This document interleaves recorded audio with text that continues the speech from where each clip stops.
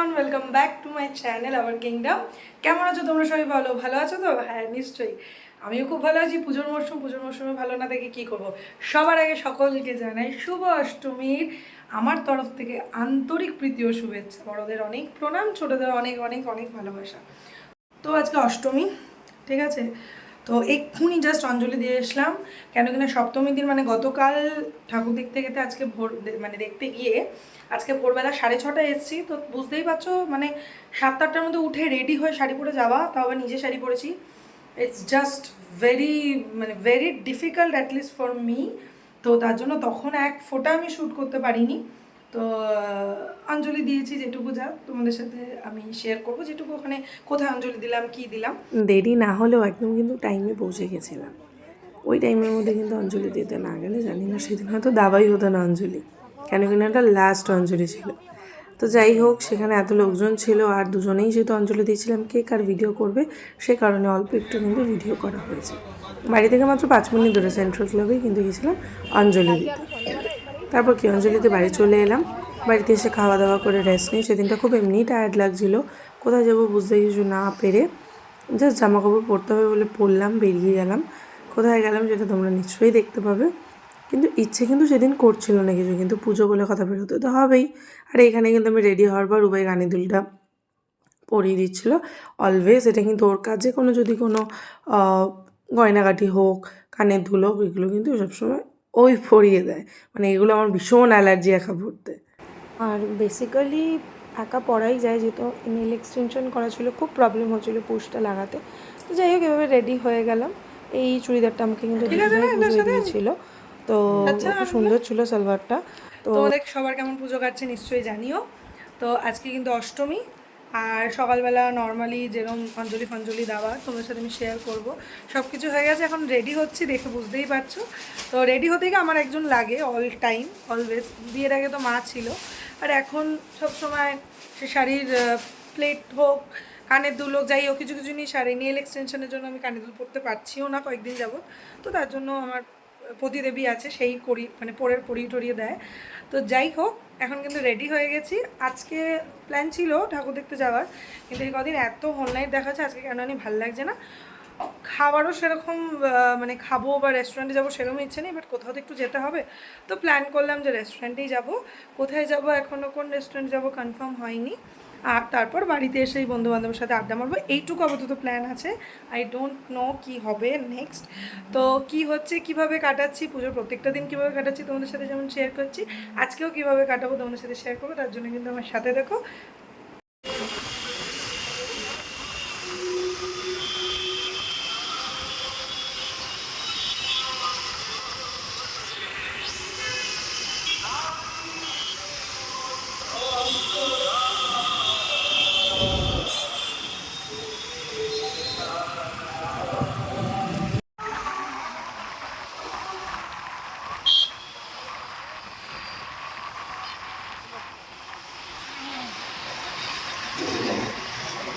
সামনে গিয়ে গেছে।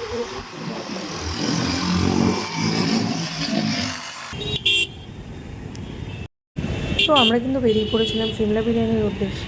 আমাদের একটা ভীষণ বাজে ধারণা ছিল যে দুজন আছি, ভিড় রয়েছে, বাট দুজন তো ফ্যামিলি থাকলে অনেক হেড থাকলে টাইমিং লাগে, বাট আমাদের দুজনে যেমন তেমন করে হয়ে যাবে। বাট মাই গড, তোমরা সবাই ইউজুয়ালি জানো কি ভিড় হতে পারে। শুধু সিমলা বিরিয়ানি নয়, পুজোর সময় আমাদের কলকাতার প্রত্যেকটা রেস্টুরেন্ট কাম বার, নর্মাল রেস্টুরেন্ট হোক, ফ্যামিলি রেস্টুরেন্ট হোক, পাব হোক, প্লেস হোক, সব জায়গায় ভিড় থাকে। রাস্তার ফুটপাতেও ভিড় থাকে। তো আমাদের সেই বোকা বোকা ধারণা ভেঙে গেল। অ্যাকচুয়ালি ধারণা না, এরকম আগে হয়েছে যে পুজোর সময় ভিড় হয়েছে, দুজনে গেছি, হয়ে গেছে। তো এখানে এত ভিড়। তো প্ল্যানিং ছিল বাড়িতে গিয়ে একটু আড্ডা মারার বন্ধুবান্ধবের সাথে। সেগুলো মাথায় রেখে ভাবলাম যে এখানে দাঁড়ালে এক তো খিদে মরেই যাবে, কতক্ষণ দাঁড়াবো। প্রচণ্ড ভিড় আসবে। তো এখান থেকে ভাবলাম যে বেরিয়ে অন্য কোথাও যাই। তো এখানে আমি বাইকের ওপর বসেছিলাম, বসার তো জায়গা ছিল না। নিজের মুখ দেখছিলাম, নিজের আইলাইনার দেখতে চেয়েছিলাম, কাজল বলেছি কিনা, লিপস্টিক বলেছি কিনা, এইসবই দেখছিলাম। কিছু করার নেই, ভিড়ে এত ক্রাউড, ভিডিও করার মতো কিছু ছিল না। তো যাই হোক, তারপর কিন্তু চলে গেলাম আমাদের সর্বকাঠের কাটালি কলা, মানে কিন্তু অলওয়েজ আমরা এখানেই যাই, হাটারি। এটা কিন্তু কিশোর ভারতী স্টেডিয়াম, যেটা সেখানে আমি লোকেশন দিয়ে দেবো তোমাদের, একদম সন্তোষপুরের সামনেই, মেট্রোপলিটনের। আগে। তো সেখানে চলে গেলাম, ওখানে কিন্তু শুনছান দেখো, বাট এখানেও কিন্তু সেদিন ভিড় ছিল। এই আউটলেটটা অনেকেই জানো, অনেকেই জানে না। যেমন হাটারির আরও আউটলেট রয়েছে, গড়িয়াহাটে রয়েছে, মৌলালিতে নতুন একটা খুলেছে, চিংড়িঘাটা না উল্টোডাঙায় সামথিং একটা রয়েছে। তো এটা অনেকেই জানে না। তো এখানে কিন্তু আমরা ম্যাক্সিমাম টাইম এখানেই যাই। তো আর কি, চলে গেলাম। তো এখানকার ম্যানেজারও ভালো মতো চেনে আমাদের। তো সেখানে চলে গিয়ে আরামসে একটুখানি বসতে হয়েছিল 15 মিনিট। তো তারপর কিন্তু সিট পেয়ে গেছিলাম।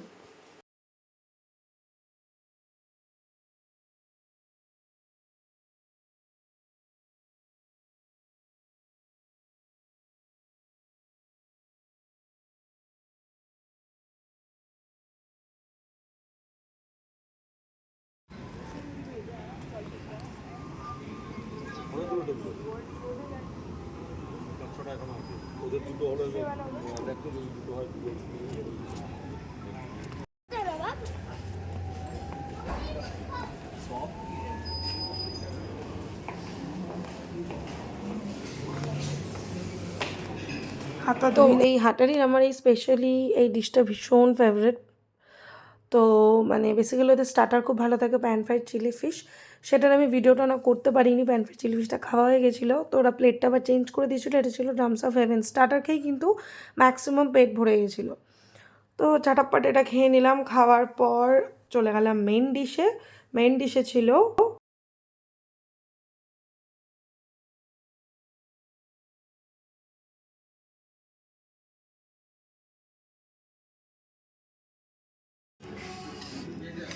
ফ্রেশ লাইম সোডা, নান নিয়েছিলাম শাহি পোলাও, আর ছিল কিন্তু রেশমি বাটার চিকেন। তো সরি, রেশমি চিকেন মশালা, যেটাই বলো। আর শাহি পোলাওটা কিন্তু ওদের জাস্ট দারুণ করে। বেরিজ দেয়, তার মধ্যে লিচি দেয়, তার মধ্যে ফ্রুটস দেয়, পাইনঅ্যাপল দেয়, অসাধারণ করে ওদের, অসাধারণ। তো দারুণ খেয়েছি ওটা।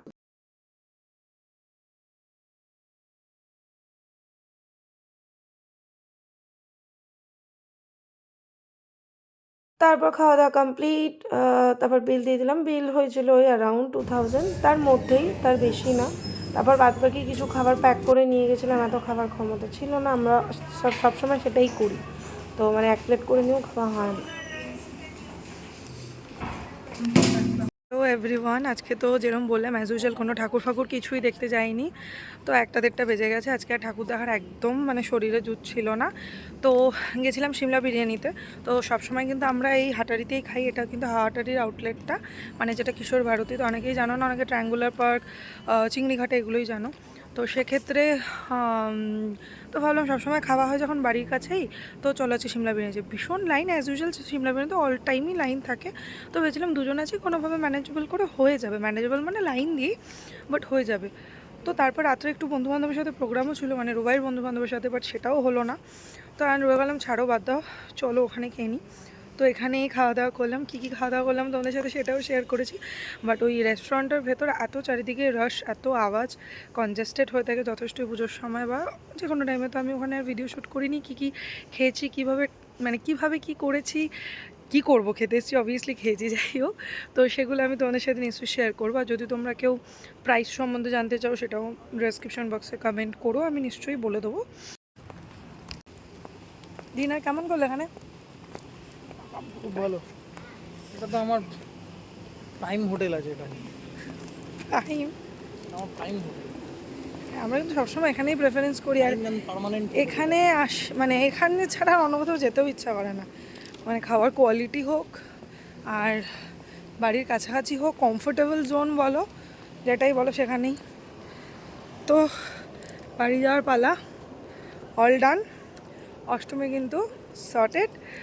আবার কালকের জন্য, কালকে নবমী হয়ে গেলেই, দশমী হয়ে গেলেই কিন্তু, হ্যাঁ মানে নবমী অলরেডি পড়ে গেছে, সব হলেই কিন্তু পুজো শেষ। তো এখন রথে উঠবো, রথে উঠে কিন্তু বাড়ির দিকে যাব।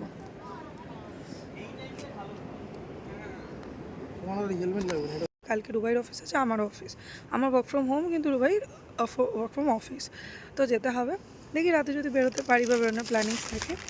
অষ্টমী কিন্তু এইভাবে সর্টেড। নবমী দশমী কী হয় সেটার জন্য কিন্তু ভিডিও লাইক শেয়ার কমেন্ট করতে হবে, সাবস্ক্রাইব করতে ভুলো না। চলো বাই, টেক কেয়ার, ভালো থেকে সুস্থ থাকবে।